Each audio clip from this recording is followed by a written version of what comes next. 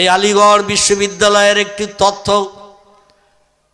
আমি আপনাদের কাছে পরিবেশন করি, কোরআনের আয়াতের দিকে এগিয়ে নিয়ে যাব। আলিগড় বিশ্ববিদ্যালয় তখন রমরমিয়ে চলছে। আমার ভাইরা, স্যার সৈয়দ আহমদের প্রতিষ্ঠিত আলিগড় বিশ্ববিদ্যালয় মুসলমানদের ঘরের কীর্তি সন্তান। মুসলমানদের শিক্ষিত করার জন্য, মুসলমানদের জ্ঞানী করার জন্য, আল্লাহর কোরআনের জ্ঞান মুসলমানদের মগজে ঢোকানোর জন্য এই বিশ্ববিদ্যালয়টা প্রতিষ্ঠা করেছিলেন। আর মুসলমানেরা তখন ওখানে পড়াশুনো করত, মুসলমানেরা বানিয়েছে বলে।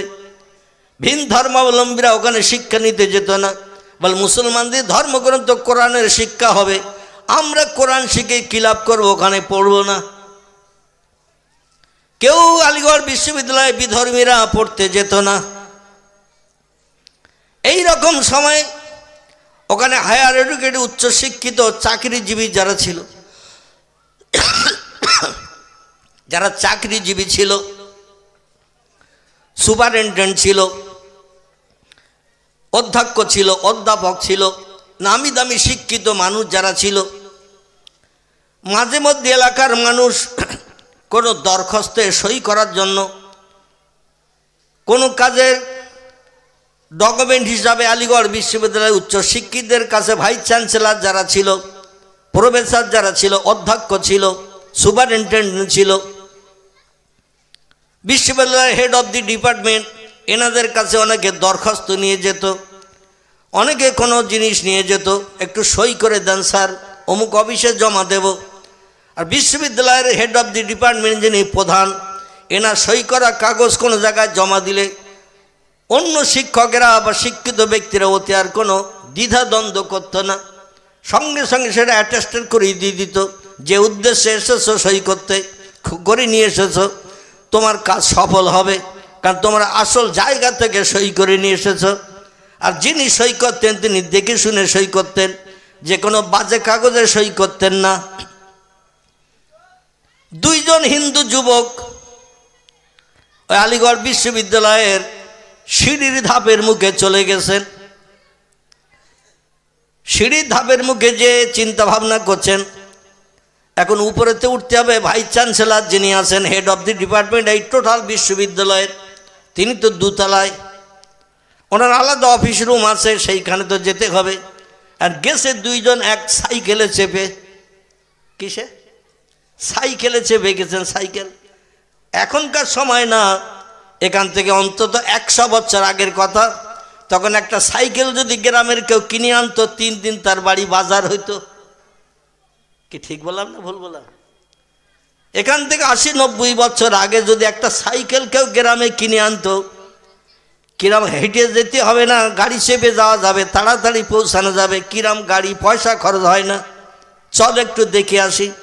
এই গ্রাম সে গ্রাম হতে হতে 10-20 কিলোমিটার দূরেরও মানুষ শুনলে তারাও আসতো, বিনা ধরায় গাড়ি চালিয়ে যাওয়া যাবে, পড়বে না, আবার তাড়াতাড়ি জায়গায় পৌঁছানো যাবে, পয়সাও খরচ হবে না, চল সাইকেল কিরাম দেখে আসি।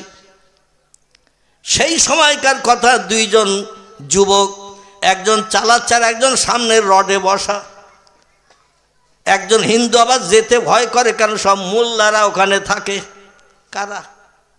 শিক্ষক মোল্লা, ছাত্র মোল্লা, তৈরি করেছে বিশ্ববিদ্যালয়, তিনিও মোল্লা।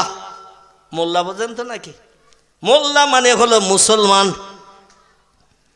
মুসলমানদের বিশ্ববিদ্যালয়, ভাইস চ্যান্সেলর প্রধান শিক্ষক যিনি, তিনিও মুসলমান। বিশ্ববিদ্যালয় বানিয়েছেন যিনি, তিনিও মুসলমান। আর সেখানে ছাত্র পড়াশোনা করছে, তারাও মুসলমান। কোনো হিন্দু নাই, জৈন নাই, শিখ নাই, ইহুদি নাই, খ্রিস্টান নাই, মুসলমানদের কল্যাণের জন্য বানিয়েছেন। এখানে যে কোনো একটা ধর্মাবলম্বী আসতে গেলে একটু চিন্তা ভাবনা করবে না, করবে না?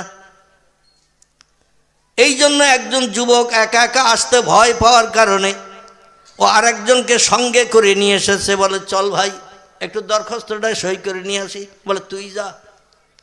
বলে, আমার একা যেতে যেতে গান চান করছে, একটু ভয় ভয় লাগছে, কারণ মোল্লাদের এরিয়া, মোল্লারাই থাকে সেখানে, অন্য কোনো ধর্মাবলম্বী আমাদের জাত কেউ নাই, একটু চল। আচ্ছা, একজনের সঙ্গে আরেকজন থাকলে তার একটু সাহস বাড়ে না, বাড়ে না? একটু সাহস বাড়ে। তো বলছে, চ, তোর যদি উপকার হয় তো যাই। দুই বন্ধু নতুন সাইকেল চেপে এসেছেন বিশ্ববিদ্যালয়ের দরজার মুখে। এসে এবার উপরে উঠতে হবে, ভাইস চ্যান্সেলর কথায় বল উপরে দ্বিতীয় তলার ওনার স্পেশাল কোয়ার্টার আছে, রুম আছে, সেই রুমের ভিতরে আছে।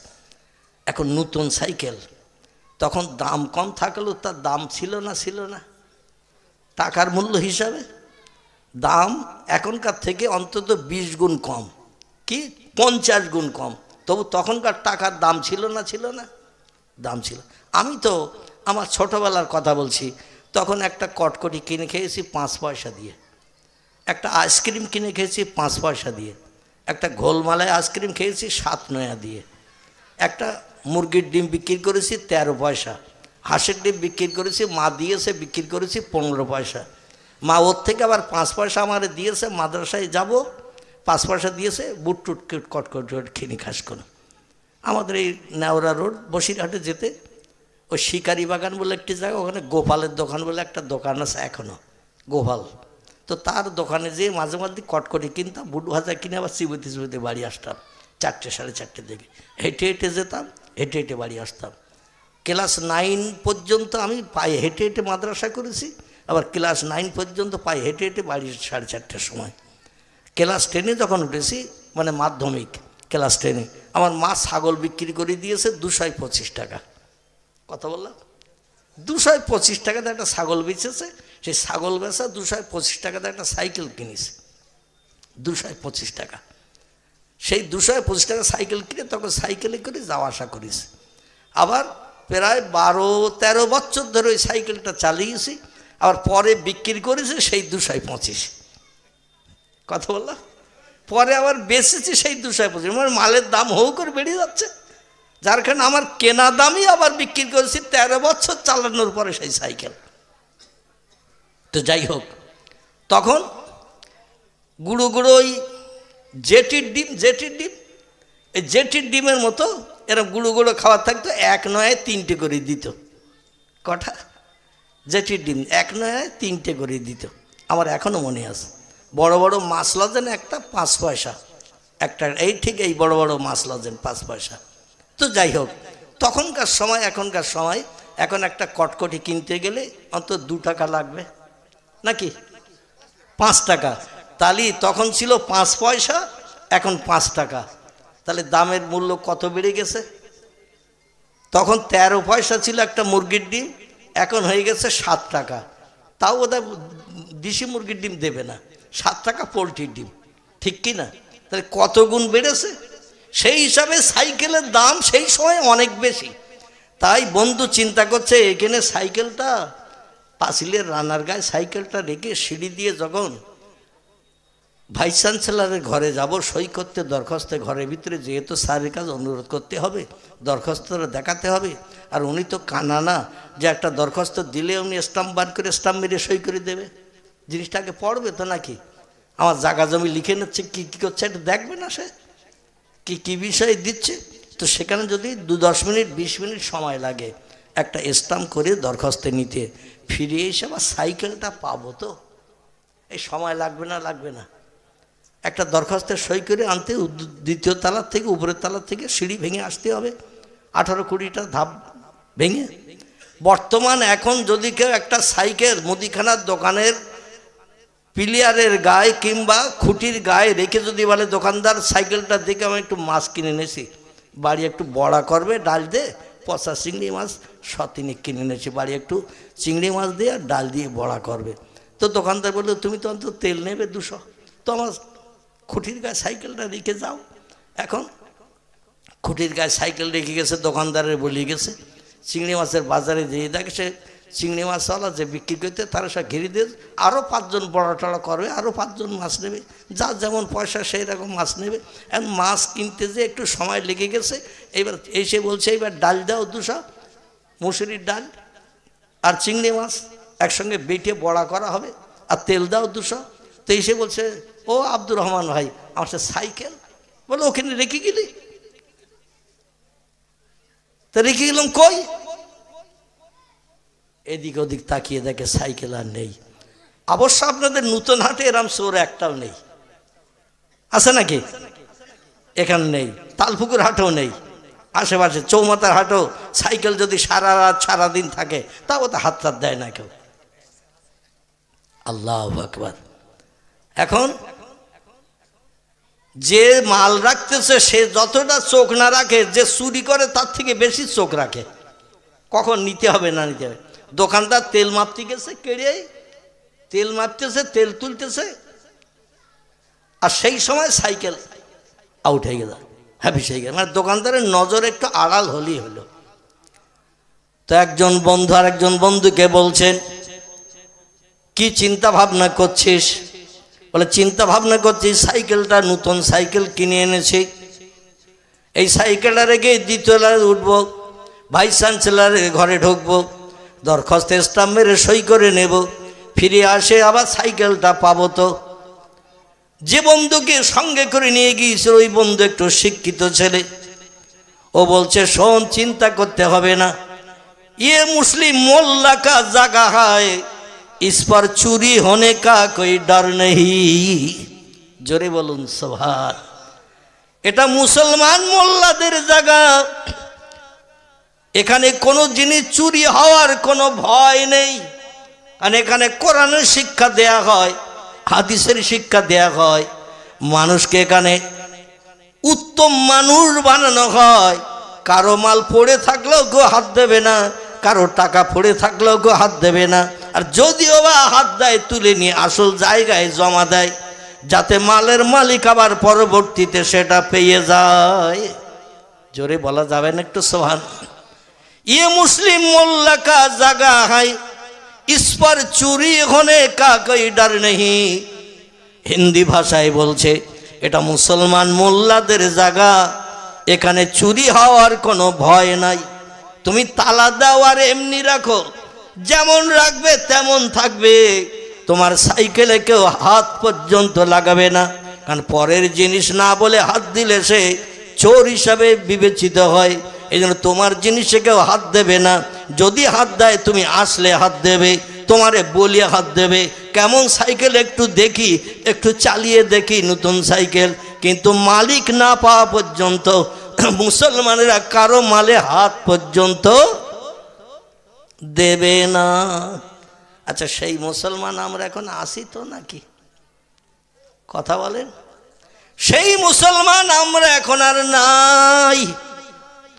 এই মুসলমান না থাকার কারণে 7.5 বছরের রাজত্ব একটানা মুসলমানের পর মুসলমান, মুসলমানের পর মুসলমান, কোনো হিন্দু, কোনো জৈন, কোনো শিখ, কোনো ইহুদি, কোনো খ্রিস্টান, কোনো কোল, কোনো ভিল, কোনো নাগা, কোনো খাসা, কোনো মুন্ডা, কোনো আর্য, কোনো অনার্য, কোনো আদিবাসী, কারো বাবার ক্ষমতা হয়নি মোল্লাদের সরিয়ে দিয়ে রাজসিংহাসনে বসে দেশের জনগণের সুখ সমৃদ্ধ দান করা।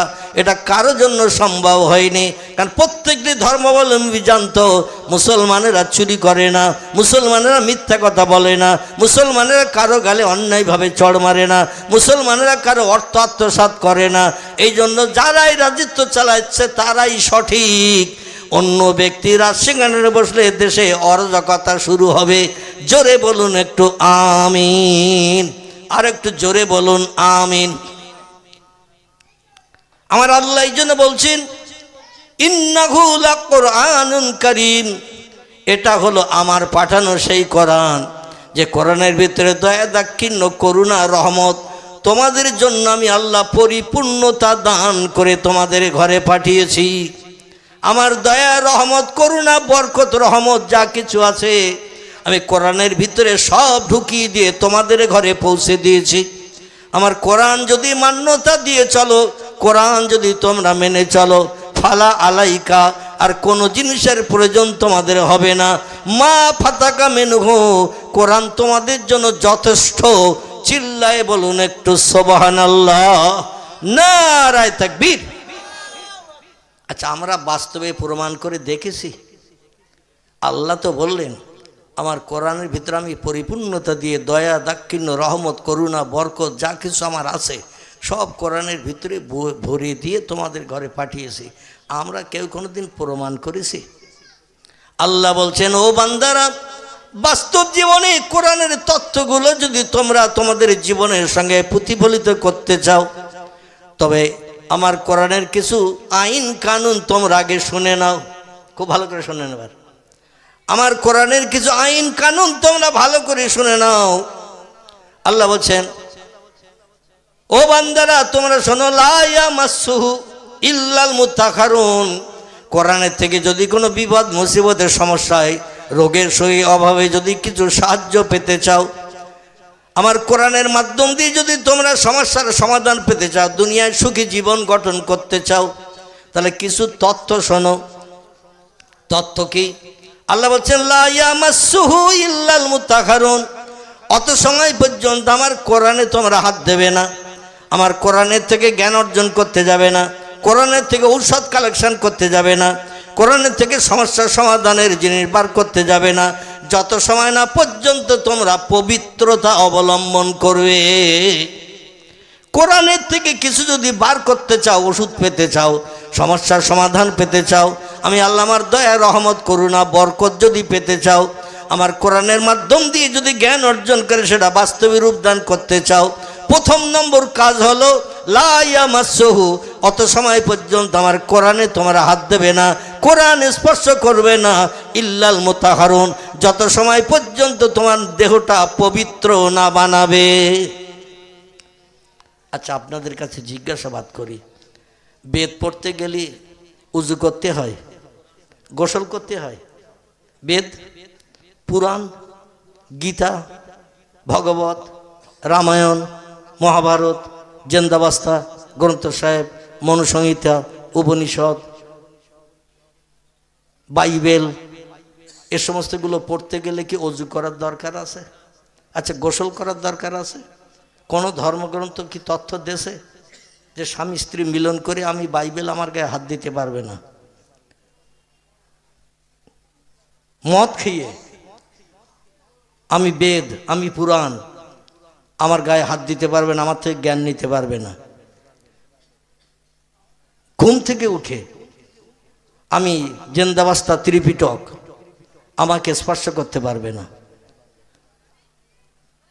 শুধু তাই নয়, পেশাব করিয়ে, পায়খানা করিয়ে তুমি পবিত্রতা অবলম্বন না করে আমি জেন্দাবাস্তা, গ্রন্থ সাহেব, ত্রিপিটক, আমার গায়ে হাত দিতে পারবে না। এরকম কোনো তথ্য কোনো ধর্মগ্রন্থের লেখা আছে? কোনো ধর্মগ্রন্থ উচ্চ শিক্ষিত ব্যক্তি ধর্মগ্রন্থের তথ্য দিয়ে এরকম কোনো বক্তব্য আজ পর্যন্ত রাখতে পেরেছে যে পেশাব করে হাত দেওয়া যাবে না, পায়খানা করে হাত দেওয়া যাবে না, ঘুম থেকে উঠে হাত দেওয়া যাবে না, স্বামী স্ত্রী মিলন করে হাত দেওয়া যাবে না, দেহ ফ্র্যাকচার হয়ে রক্ত বেরিয়ে গেলে হাত দেওয়া যাবে না, এরকম কিছু বলেছে? আমাদের ধর্মগ্রন্থ কোরআনের 27 পারা, সূরাটির নাম হলো সূরাতুল ওয়াকিয়া। কি নাম বললাম? সূরাতুল ওয়াকিয়ায় আল্লাহ বলছেন, আমার কোরআনের মাধ্যম দিয়ে সব সমস্যার সমাধান যদি পেতে চাও, কারো কাছে যদি হাত পাতার প্রয়োজন তোমরা মনে না করো, আমার কোরআন যদি তোমাদের জন্য যথেষ্ট হিসাবে তোমরা বিবেচনা করে নাও, প্রথম নম্বর কাজ হলো আমার কোরআন স্পর্শ করে জ্ঞান নিতে গেলে আগে তোমাদের পবিত্রতা অবলম্বন করতে হবে, নাপাক দেহ পাক করতে হবে। আচ্ছা, কোরআনে এমন তথ্য নেই, এরকম কোনো জিনিস আপনাদের জানা আছে যে এই বিষয়ে তথ্যটা কোরআনে নেই? আছে কিছু? কি কথা বলেন? একেবারে অতীতকাল থেকে নিয়ে ভবিষ্যৎকাল পর্যন্ত পৃথিবীতে মানুষ যতদিন আসবে, যতদিন মরবে, এই দুনিয়া যতদিন থাকবে, নতুন কোনো তথ্য কোরআনের দরকার নাই। জোরে বলুন সুবহানাল্লাহ। আল্লাহ হলেন সব জ্ঞানীদের সেরা জ্ঞানী, আল্লাহু আলিমুন বিজাতিস সুদূর। আল্লাহ বলছেন, আমি বান্দার অন্তরের গোপন খবরও রাখি, এবং আমি আল্লাহ আমার মতো জ্ঞানী আর কেউ নেই। ওমা উতীতুম মিনাল ইলমি ইল্লা কালিলা। ও মানুষ, তোমাদের মগজে যে জ্ঞান, যে জ্ঞানের মাধ্যম দিয়ে তোমরা ক্যালকুলেটর বানিয়েছো, কম্পিউটার বানিয়েছো, রিমোট কন্ট্রোল বানিয়েছো, স্যাটেলাইট বানিয়েছো, ইন্টারনেট বানিয়েছো, ওয়্যারলেস বানিয়েছো, টেলিফোন বানিয়েছো, মোবাইল বানিয়েছো, রেডিও বানিয়েছো, ভিডিও বানিয়েছো, ভিসিআর বানিয়েছো, কোল্ড স্টোর হিমঘর বানিয়েছো, ফ্রিজ বানিয়েছো, পাতাল রেল বানিয়েছো, মাটির তলা দিয়ে চলে যাচ্ছে, আরও কত কিছু বানাবে। তাই বলে তোমরা যেন ধারণা করিও না আমার জ্ঞানের থেকে তোমাদের জ্ঞান বেশি। আল্লাহ বলছেন, তোমাদের মগজের জ্ঞান হলো আমি আল্লাহ আমার জ্ঞানের কাছে সামান্যতম, ইল্লা কালিলা, সামান্যতম একটুখানি জ্ঞান তোমাদের মগজে দিছি। আমি আল্লাহ হলাম অসীম জ্ঞানরাশির মালিক, তোমাদের জ্ঞান আমার জ্ঞানের কাছে সসীম সীমিত জ্ঞান, একটুখানি জ্ঞান। এই একটুখানি জ্ঞান নিয়ে আমার সঙ্গে যেন পাল্লা দিতে এসো না, পাগল হয়ে মরে যাবে। জোরে বলুন সুবহানাল্লাহ। আমার কোরআন ভবিষ্যৎকালের মানুষের জন্য যথেষ্ট, নতুন কোনো তত্ত্ব ঢোকানোর দরকার হবে না। তবে শোনো, এই কোরআনের জ্ঞান নিয়ে যদি পৃথিবীতে সেরা জ্ঞানী হতে চাও, আল্লাহ বলছেন লা ইয়ামাসসুহু ইল্লাল মুতাহহারুন, আগে পবিত্রতা অবলম্বন করো, নাপাক দেহে কোরআন হাত দিও না। নাপাক দেহে কোরআনে হাত দিলে এই কোরআনের জ্ঞান মানুষের মগজে ঢোকানোর জন্য আমাদের মুসলমানের ঘরে একটা ছেলে, লোকটির নাম স্যার সৈয়দ আহমদ। কি নাম বললাম? স্যার সৈয়দ আহমদ। দিল্লির আলিগড় বলে একটি জায়গা, সেখানে একটা বিশ্ববিদ্যালয় বানালেন মুসলমানদের মগজে কোরআন শরীফের তত্ত্ব ঢুকিয়ে দেওয়ার জন্য। এই আলিগড় বিশ্ববিদ্যালয়ের এ মাথা থেকে ও মাথা পায়ে হেঁটে ঘুরে সৌন্দর্য স্মৃতিগুলো দেখতে, কোন দিকে কেমন বিল্ডিং, কোন দিকে কেমন কি লাইনে কি পড়ানো হয়, এই সবগুলো দেখতে ঘুরতেও একদিন সময় লেগে যায়। পায়ে হেঁটে ঘুরে দেখতে একদিন সময় লাগে। আচ্ছা, আমাদের এখানে এই রকম কোনো বিল্ডিং আছে যে 3 ঘন্টা সময় লাগে ঘুরে দেখতে? আছে? 2-5 মিনিট 10 মিনিটের ভিতরে দেখা হয়ে যাবে না? যাবে না? এত বড় বিশ্ববিদ্যালয় বানালেন স্যার সৈয়দ আহমদ মুসলমানদের মগজে আল্লাহর কোরআনের জ্ঞান ঢুকানোর জন্য। জোরে বলুন সুবহানাল্লাহ। তবে বর্তমান দুর্ভাগ্যের সঙ্গে একটা তথ্য আপনাদের কাছে দিই, এখন সে আলিগড় বিশ্ববিদ্যালয় মুসলিম শূন্য, মুসলমানেরা পড়াশোনা করতে যায় না। তা ইহুদি খ্রিস্টান থেকে শুরু করে বিদেশিরা এই আলিগড় বিশ্ববিদ্যালয়ে এসে জ্ঞান অর্জন করে, শিক্ষা অর্জন করে, বড় বড় ডিগ্রি নিয়ে তারা আপন আপন দেশে যে বড় বড় হায়ার এডুকেটেড চাকরিজীবী হয়ে তারা তাদের দেশে চাকরি করছে। মুসলমান পড়তে যায় না, মুসলমান ছাত্র পাচ্ছে না। কারণ মুসলমানেরা এরা পছন্দ করে একটা কাজ, সে কাজটা হলো কাদামাখা কাজ। কি কাজ? মুসলমানেরা কাদামাখা কাজ পছন্দ করে। তার কারণ হলো মুসলমানরা চাষবাসটা পছন্দ করে বেশি। আমাদের পয়গম্বর মুহাম্মদুর রাসূলুল্লাহ সাল্লাল্লাহু আলাইহি সাল্লাম জানিয়েছেন, সংসারের উন্নতির 10 ভাগের 9 ভাগ হলো ব্যবসায়। খুব ভালো করে শোনেন, সংসারের উন্নতির 10 ভাগের 9 ভাগ হলো ব্যবসায়, আর সংসারের উন্নতির 1 ভাগ হলো চাষে। ক ভাগ? আচ্ছা, আমাদের পয়গম্বরের কথা মিথ্যা তো নাকি? কোরআনের কথা যেমন সত্য, আমাদের পয়গম্বরের কথাও তেমন সত্য। যদি কেউ বলে মোহাম্মদের এই কথাটা মেনে নেওয়া যাচ্ছে না, বর্তমান জ্ঞানের যুগে মোহাম্মদ একটা ভুল তত্ত্ব দিয়েছে, ইসলাম শরীয়তের ফতোয়ার কেতাব মোতাবেক লোকটা কাফের হিসাবে বিবেচিত হবে। আর কাফেরের ঠিকানা কোথায় হবে? কাফেরের ঠিকানা হবে জাহান্নাম। এই জন্য কোরআনে যত তথ্য লেখা আছে, পয়গম্বর মুহাম্মদ রাসূলুল্লাহ সাল্লাল্লাহু আলাইহি সাল্লামের জবানিতে যত হাদিস লিপিবদ্ধ আছে, কম বেশি 3.5 লক্ষের মতো। কতটা বললাম? 3.5 লক্ষের মতো নবীর জবানি হাদিস সহি হাদিসের কেতাবের ভিতরে লিপিবদ্ধ আছে। একটা হাদিস কেউ যদি বিশ্বাস করতে আপত্তি দর্শায়, লোকটা কাফের সাব্যস্ত হবে, আর এর ঠিকানা হবে জাহান্নাম। আল্লাহ যেন আমাদের সকলকে হেফাজত করেন। সকলে বল আমিন। জোরে বলুন আমিন। মানে লজ্জা পাবেন তাই বলছেন লাভ নাকি? না আসলে বলছেন লাভ? আসলে বলছেন লাভ। কোরআন পাকের এক একটা অক্ষর যদি আপনার জবানে উচ্চারণ করেন, আল্লাহু আকবার, আলিফ লাম লাম হে আল্লাহ, এবং আলিফ ছোট কাপ বে রে, এ কটা অক্ষর হলো? 4টে করে 8টা অক্ষর। এই 8টা অক্ষর একবার আল্লাহু আকবার বললে সঙ্গে সঙ্গে 80টা সব আপনার নাম আমলের থলিতে লেখা হবে। জোরে বলুন সুবহানাল্লাহ। খোদার কসম, হাসরের মাঠে একটা সব কেউ কাউকে দেবে না, একটা সব কেউ কাউকে দেবে না। মা দেবে না ছেলেরে, ছেলে দেবে না মারে, বাপ দেবে না স্ত্রীরে মানে মাকে, মা দেবে না স্বামীকে, ভাই দেবে না বোনকে, বোন দেবে না ভাইকে। এমনকি মা বলবে, দুনিয়ায় আমার একটা ছেলে ছিল, সে কথা আমার এখন আর মনে নেই। আপনি ছেলে হয়ে মার কাছে যে বলবেন একটা সব হলে আমি সরাসরি জান্নাতে যেতে পারবো, জাহান্নামের আগুনে আমার আর পড়তে হবে না। সেদিন মা বলবে দুনিয়ায় যে আমার একটা ছেলে ছিল, এই হাসরের মাঠে প্রচণ্ড রৌদ্রতাপে সে কথা আমার এখন আর খেয়াল নাই, আমি নিজের জ্বালায় ব্যস্ত। বাংলা একটা প্রবাদ আছে, চাষা আপন পরাণ বাসা। সেদিন এই অবস্থা হবে, কেউ কাউকে সাহায্য করবে না। সেই জন্য সেদিনকার পুঁজি আজকের এই মজলিসে বসে একটু তৈরি করে নিতে কারো আপত্তি আছে? সেদিন কেউ কাউকে সাহায্য করবে না। তো সেদিনকার জন্য দুনিয়ায় বেঁচে থাকতেই আমরা একটু পুঁজি তৈরি করে নিয়ে যেতে রাজি আছি না নাই? যারা পাগল তারা বলবে নাই, কিন্তু আমরা তো কেউ পাগল না। কি পাগল? আমরা পাগল না। কোনটা ন্যায় কোনটা অন্যায়, কোনটা সত্য কোনটা মিথ্যা, কোনটা হক কোনটা না হক, কোনটা ভালো কোনটা মন্দ, এটা কম বেশি আমরা যাচাই করতে পারি না? পারি তো নাকি? তাহলে সবাই উচ্চ রবে একটু বলুন আল্লাহু আকবার। আমাদের ভারতবর্ষের একজন হিন্দু পণ্ডিত, লোকটির নাম স্যার রাধাকৃষ্ণ সর্বপল্লী। কি নাম বললাম? লোকটির নাম হলো স্যার রাধাকৃষ্ণ সর্বপল্লী। তিনি বলছেন,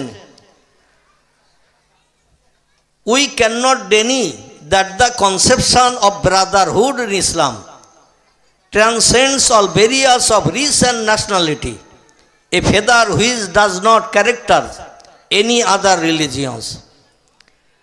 আরেকজন হিন্দু পণ্ডিতের নাম বলবো, লোকটির নাম ডক্টর রামনারায়ণ শাস্ত্রী। কি নাম বললাম? ডক্টর রামনারায়ণ শাস্ত্রী। তিনি বলছেন, I can sure them that Hindustan will become Islamistan in the near future. Make Hindustan into Islamism is my message to the Indian Muslims. It is the key to the solution of all Indian ills. বুঝতে পেরেছেন কিছু? কি কথা বলতে হবে, কিছু বুঝতে পেরেছেন? আচ্ছা, এভাবে যদি আমি 10-15 মিনিট, মানে খ্রিস্টানীদের মাতৃভাষা সেটা হলো ইংরেজি, মানে ইংল্যান্ড আমেরিকা জাপান জার্মানের মানুষ ইংরেজিতে কথা বলে, এভাবে যদি 10-15 মিনিট আমি ইংরেজি কথা বলি তো আপনারা কেউ বসবেন? কি বসবেন? বল বেকার ঠান্ডার শীতের সময় পৌষ মাসের শেষে এইখানে বসে না থেকে বাড়ি যেয়ে অন্তত কম্বল মুড়ি দেই, ঠিক না বল? কম্বল মুড়ি দিলে লাভ হবে। কারণ হুজুর বোধহয় 2-4 গ্লাস খেয়ে এসেছে, কি যে বক বক করে বসতেছে কিচ্ছু বুঝতে পারছি না, ঠিক কি না? কারণ আমাদের মাতৃভাষা বাংলা, বাংলায় কথা বললে আমরা যতটা বুঝতে পারি, আরবিতে কথা বললে বুঝতে পারবো কি পারবো? আরবিতে কথা বলে বুঝতে পারবো না। ইয়া আইয়ুহান নাস আল উলুমু ফি সাইরিল আলামে কাসিরুন কা ইলমুল ইনক্লিজিয়া ওয়া ইলমুল জিওগ্রাফিয়া ওয়া ইলমুল হিসাবিয়া ওয়া গায়রুহুম হাল কুল্লুহুম নূরুন লা বাল ইলমুল কোরআন ওয়া ইলমুল ফিকহ ওয়া ইলমুল হাদিস ওয়া হুম নূর। বুঝেছেন কিছু? কথা বলেন। কিছু বুঝতে পারেনি, এর বাংলা করে বলতে হবে, তারপরে আপনার মগজে কিছু ঢুকবে, ঠিক কি না? মোটামুটি আমরা বাংলা যেমন কম বেশি কথা বললেই বুঝতে পারি, আবার উর্দু ভাষা হিন্দি ভাষা মোটামুটি দেশ বিদেশে ঘোরাফেরার কারণে কম বেশি বুঝতে পারি, কিন্তু ফার্সি বুঝি না, আরবি বুঝি না, ইংরেজি বুঝি না। বুঝি না কি? আমি একটু তথ্য দেই, খুব মনোনিবেশ সহকারে শোনেন। ডক্টর রামনারায়ণ শাস্ত্রী বলছেন, আই ক্যান শিওর, আমি নিশ্চিত রূপে বলতে পারি, দেম দ্যাট হিন্দুস্তান, এই ভারতবর্ষ হিন্দুস্তান, উইল বিকাম ইসলামিথান, একদিন ইসলামী রাষ্ট্রে আবার পরিগণিত হবে। জোরে বলুন একটু সুবহান। হিন্দু ভাইদের ঘরের উচ্চশিক্ষিত হায়ার এডুকেটেড কীর্তি সন্তান, লোকটির নাম হলো ডক্টর রামনারায়ণ শাস্ত্রী। তিনি বলছেন, আই ক্যান শিওর, আমি নিশ্চিত রূপে বলতে পারি, দেম দ্যাট হিন্দুস্তান, এই ভারতবর্ষ হিন্দুস্তান, উইল বিকাম ইসলামিথান, আবার একদিন ইসলামী রাষ্ট্রে পরিগণিত হবে। ইন দ্য নিয়ার ফিউচার, খুব বেশি দেরি নয়, খুব তাড়াতাড়ি হিন্দুস্তান হিন্দু রাষ্ট্র থাকবে না, ইসলামী রাষ্ট্রে পরিগণিত হবে। জোরে বলুন একটু সুবহান। আজকের ভারতের মুসলমানদের উপরে কম বেশি অত্যাচার হচ্ছে না? হচ্ছে না? মসজিদ ধ্বংস থেকে শুরু করে, মসজিদ ধূলিসাৎ থেকে শুরু করে, মুসলমানদের ধর্মীয় আইন কানুনের উপরে আজ বিধর্মীদের অত্যাচার উৎপীড়ন নির্যাতন হচ্ছে না একটা বিধর্মী যদি voter card I card Aadhaar card না থাকে তবু তারা এদেশে থাকার সুযোগ পাবে, কিন্তু একটা মুসলমানের যদি আই কার্ড পুড়িয়ে যায়, ভোটার কার্ড যদি পানিতে নষ্ট হয়ে যায় কিংবা বর্ষার পানি পড়ে যদি নষ্ট হয়ে যায়, আপনি যদি ডকুমেন্ট দেখাতে না পারেন, IT card I card Aadhaar card যদি দেখাতে না পারেন, তো আপনারে বর্ডার পার করে বনগাঁ বর্ডার কিংবা ঘোষাডাঙ্গা বর্ডার পার করে বাংলাদেশে পাঠিয়ে দেবে না? আমি গত সপ্তাহ দেড়েক হয়েছে, 1.5 সপ্তাহ বোধ হয় ওই রকম হবে সম্ভবত, আমি গিয়েছিলাম আসামে গিয়েছিলাম। কোথায় বললাম? আসাম। জেলাটির নাম হলো দরং জেলা। কি নাম বললাম? দরং জেলা। তো সেখানে যাওয়ার পরই থানায় আমাকে প্রথম ওদের বাড়িতে নিয়ে যাওয়ার আগে আমাকে প্রথম থানায় হাজির করেছে, নিয়ে গেছে কর্তৃপক্ষরা। আমি বললাম এখানে কি, আপনাদের বাড়িতে কখন যাবেন? বলে হুজুর এখানে একটু কাজ আছে। আমি বলতে কী কাজ? বলছে আপনি আই কার্ড আধার কার্ড এনেছেন? আমি বললাম আপনারা তো আনতে বলেননি। তো বলছে কিছু আনেননি। আমি বললাম আমি আধার কার্ড নিয়ে এসেছি, এয়ারপোর্টে ওখানে না দেখালে তো এয়ারপোর্টে ঢুকতে দেবে না, এই জন্য আধার কার্ড নিয়ে এসেছি। বলে আই কার্ডটা পাওয়া যাবে না, মানে ভোটার কার্ড, ওটা পাওয়া যাবে না। আমি বললাম ছোটো ছেলে বাড়ি আছে, মেসেজ করে দিতে বললে হয়তো দিতে পারবে। এখন মোবাইলে সুযোগ হয়েছে, আপনার কাছে কাগজপত্র কিছু না থাকলেও মোবাইলে ও বাড়ির যে কাগজপত্র আছে সেগুলো সঙ্গে সঙ্গে ওরা যারা কপি দিয়ে দিতে পারে। আমি বললাম ছেলেরে বললে দিতে পারে। বলে হুজুর একটু লাগবে। আমি বল কেন? বলছে আপনাকে এখন নিয়ে এসেছি থানায়। আমি বলে কী জন্য লাগবে? তা বলে গত 3 দিন আগে আমাদের এই আসাম রাজ্যে মাদ্রাসা তো বন্ধ করে দিয়েছে, মানে কোরআনি মাদ্রাসা যত ছিল সরকারি সব মাদ্রাসা ব্যান করে দিয়েছে। এখন জেনারেল এডুকেশনের স্কুল চলছে মাদ্রাসাগুলো সব জেনারেল এডুকেশন 5, 6, 7, 8, 9, 10 এইভাবে ক্লাস চলছে। ইংরেজি বাংলা মাধ্যমের আরবি যত মাদ্রাসা ছিল, সিনিয়র মাদ্রাসা হাই মাদ্রাসা সব সরকার বন্ধ করে দিয়েছে। তবে গত 3 দিন আগে আমাদের আসাম রাজ্যে গরু জবাইও বন্ধ হয়ে গেছে। কি বন্ধ হয়েছে? আমি যেদিন গিয়েছিলাম তার 3 দিন আগে। বলে 3 দিন আগে বিশ্ব শর্মা, হেমন্ত বিশ্ব শর্মা, ইনি হচ্ছেন বর্তমান আসামের মুখ্যমন্ত্রী। উনি ঘোষণা করে দিয়েছে ভারতবর্ষের বিভিন্ন অঙ্গরাজ্যে সুরাট, মিরাট, রাজস্থান, গুজরাট, উত্তরপ্রদেশ, বিহার, তামিলনাড়ু, কর্ণাটক, কেরালা বাদ আছে। এছাড়া যত রাজ্য আছে 3টে রাজ্য ছাড়া পশ্চিমবাংলা এবং কেরল, এই কটা জায়গায় গরু জবাই চলছে এখনও, কিন্তু আসামেও চলছিল। সেটাও আমি যেদিন গিয়েছিলাম তার 3 দিন আগে বন্ধ হয়ে গেছে। এই জন্য আপনি এসেছেন পশ্চিমবাংলা থেকে, এখন এখানকার মুসলমানদের আবার আপনি উস্কানি দিয়ে ঝামেলা পাকিয়ে দেবেন। এই জন্য আপনার voter card, IT card, I card সব দেখাতে হবে, তারপর আপনার জলসা করার পারমিশন। আবার আগে বললে আমি আসতাম না। বলে আগে বললে তো আমি আসতাম না। বলে হুজুর 16,000 টাকা দিয়ে 2টো টিকিট করে দিছি, আর আপনি আসবেন না তো আমাদের টিকিট 2টো তো নষ্ট হয়ে যাবে, 16,000 টাকা নষ্ট হয়ে যাবে। তারপর আপনার নাম পাবলিসিটি করেছি, হ্যান্ডবিল করেছি। আবার ওরা একটা সেই দিয়েছে আমার, কি বলে ওরে, আমার নাম ঠিকানা, আমি পশ্চিমবাংলার মানুষ, যাই হোক মালানা টালানা দিয়ে আমার বাড়িতে আছে, কাঁচের ভিতরে রাখা আছে, মানে ওটা দিয়েছে ওরা। হুজুর এই সবগুলো করিয়ে এনেছি, আপনি জলসা করবেন, আর যদি না আসেন তাহলে আমাদের বক্তা আপনার জায়গায় কেউ ওয়াজ করবে। আর আপনার জলসা শোনার জন্য তো এসেছে এলাকার দূরে মানুষ, পশ্চিমবাংলার বক্তা হুজুর এসেছে। আর তো যাই হোক কত সময় থাকতে হবে? বলে হুজুর কিছু সময় বসেন, আমরা একটু স্যারের দেখাই আসি। দেখি আবার ওরা ওখানে ডকুমেন্ট পত্র সব দেখেই টেকে নিয়ে তারপর বাড়িতে নিয়ে চলে গেল। বর্তমান এখন আসামে গরু জবাই বন্ধ, ত্রিপুরায় চলছে। আমি গত ডিসেম্বর 30 তারিখ, এই যে ডিসেম্বর গেল, ডিসেম্বর 30 তারিখে গিয়েছিলাম, 31 তারিখে বাড়ি ফিরলাম। ত্রিপুরায় গিয়েছিলাম, সেখানেও বন্ধ, মানে কিছুদিন আগে থেকে। তবে তারা মুসলিম মেজরিটি এলাকা যেখানে আছে সে জায়গায় মোটামুটি চুরিদারি করে গরু টরু জবাই করে খাচ্ছে। আমাদের পশ্চিমবাংলা আপাতত সেই জিনিসটা নাই। সরকার বলল কে কি খাবে না খাবে ওটা সরকার নির্বাচন করবে না, ওটা ব্যক্তিগত তাদের ব্যাপার। জোরে বলুন একটু সুবহানাল্লাহ। তো সেখানে গেলাম, প্রোগ্রাম করলাম, পরের দিনে বাড়ি আসলাম।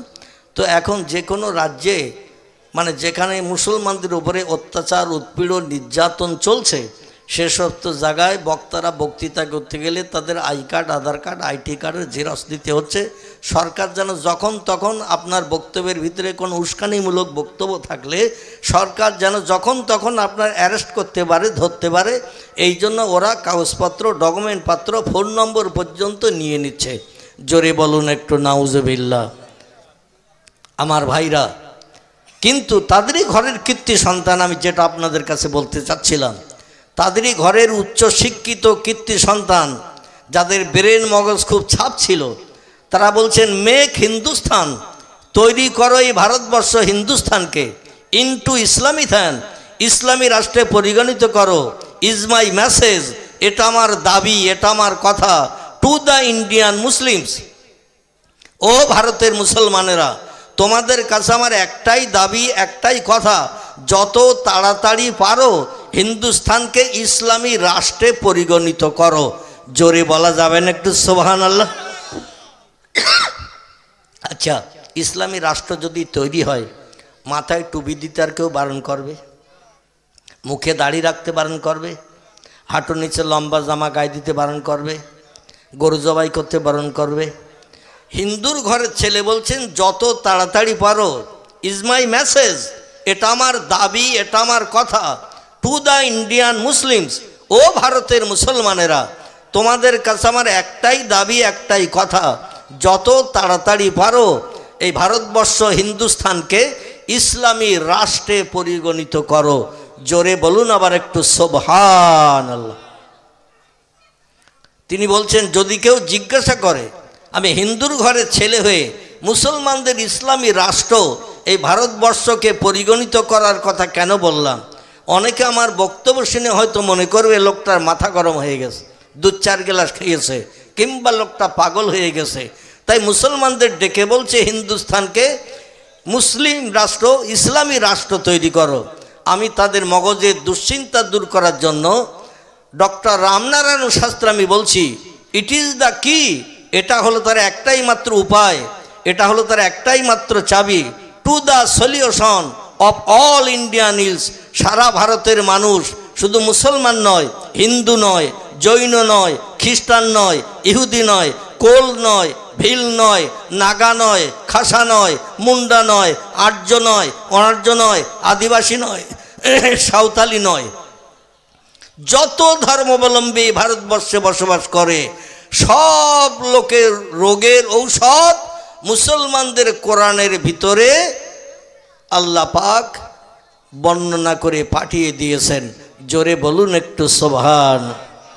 তিনি বলছেন অল ইন্ডিয়ান ইলস, সারা ভারতের মানুষ যত রোগে, যত বেমারিতে, যত অসুস্থতায় আছে সব রোগের ঔষধ মুসলমানদের কোরআনের ভিতরে আল্লাহ পাঠিয়ে দিয়ে দিয়েছেন। চিল্লায় বলা যাবেন একটু সুবহানাল্লাহ? আচ্ছা, এই তথ্য যদি তিনি দিয়ে থাকেন তাহলে তথ্যটা তিনি ভুল দিয়েছেন না ঠিক দিয়েছেন? কথা বলতে হবে। তথ্যটা হিন্দুর ঘরের ছেলে হলেও আমরা 24 ঘন্টায় কোরআন হাতে করতে পারি নাই, কোরআনের মানে মতলব জানারও চিন্তা ভাবনা জীবনে নিতে পারি নাই, একটু সময় কোরআনের পিছনে দিতে পারি নাই, কিন্তু হিন্দুর ঘরের ছেলেরা যথেষ্ট কোরআনের পিছনে সময় দেয়। এই ভারতবর্ষ যখন বাংলাদেশ আলাদা হয়নি, পশ্চিম পাকিস্তান আলাদা হয়নি, এক ভারতবর্ষ যখন ছিল, আফগানিস্তান আলাদা হয়নি, ভারতবর্ষ একটা বিশাল রাষ্ট্র ছিল, যে রাষ্ট্রের রাজসিংহাসনে বসে রাজিত্ব করেছিলেন মুসলমানেরা। কারা? মুসলমানেরা। জহিরুদ্দিন মোহাম্মদ বাবর, তার ছেলের নাম আকবর, আকবরের ছেলের নাম জাহাঙ্গীর, জাহাঙ্গীরের ছেলের নাম শাহজাহান, শাহজাহানের ছেলের নাম ঔরঙ্গজেব, শের শাহ, আলাউদ্দিন খলজি, মোহাম্মদ বিন তুগলক, সুলতানা রিজিয়া, এভাবে যত নাম এসেছে এক টানা মুসলমানেরা দিল্লির রাজসিংহাসনে বসে রাজত্ব চালিয়েছেন ইসলামী আইন কানুনে 750 বছর। কদিন কি বুঝতে পারেননি? 750 বছর একটানা রাজত্ব করেছে। আমার ভাইরা, আজ পর্যন্ত মুসলিম ছাড়া দিল্লির পার্লামেন্টে বসে 100 বছর একটানা রাজত্ব করেছে কোন ধর্মাবলম্বী, এমন রেকর্ড ভারতের ইতিহাসে নাই। 100 বছর একটানা রাজত্ব করেছে। অন্য কোন ধর্মাবলম্বীরা তাদের উৎখাত করে দিয়ে আর একটা ধর্মাবলম্বী এসে বসেছে, এমন রেকর্ড ভারতের ইতিহাসে নাই। কিন্তু মুসলমানদের ইতিহাসে আছে, একটানা 750 বছর রাজত্ব করেছে মুসলমানেরা। জোরে বলুন একটু সুবহানাল্লাহ। কারণ কি বলুন তো? একটা ছোট্ট তথ্য আপনাদের কাছে পরিবেশন করি, তারপরে কোরআনের আয়াত আমি রেখেছি সূরা ওয়াকিয়া থেকে ছোট্ট ছোট্ট 3টে আয়াত। কটা? ছোট্ট ছোট্ট 3টে আয়াত সূরা ওয়াকিয়া থেকে রেখেছি কোরআন পাকের মর্যাদা সম্পর্কে। আমি সেদিকে আপনাদের নিয়ে যাব, তবে তথ্যটা একটু দিলে আপনাদের বুঝতে সুবিধা হবে। দেব না, সরাসরি কোরআনে যাব, যেটা বলবেন সেটা করব।